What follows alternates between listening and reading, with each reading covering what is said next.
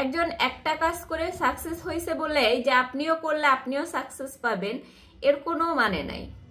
কারণ একটা কাজে একজন সাকসেস পাইলেই যে সবাই সাকসেস পাবে এর কোনো যুক্তি নাই। কারণ আপনার হয়তো ওইরকম স্কিল নাই, বা আপনি হয়তো ওই কাজটাতে গিয়ে অনেক ভুল করতে পারেন, যেটা হয়তো তারও হয়েছিল, সে শিক্ষা নিতে করতে পারছে।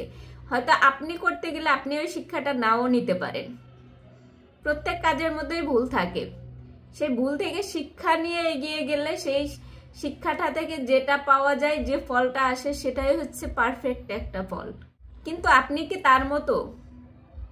আপনি তো তার মতো না। তাহলে কিভাবে আপনি তার কাজটা করলে সফলতা পাবেন?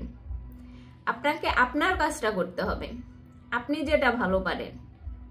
অন্যজন কি করলো না করলো সেটার দিকে খেয়াল করার আপনার কোনো দরকার নেই। আপনি নিজের দিকে তাকান, নিজের মধ্যে কোনটা আছে সেটা দেখেন এবং সেটা অনুযায়ী করার চেষ্টা করেন। তাহলে দেখবেন একদিন না একদিন সফল হবেনই আপনি।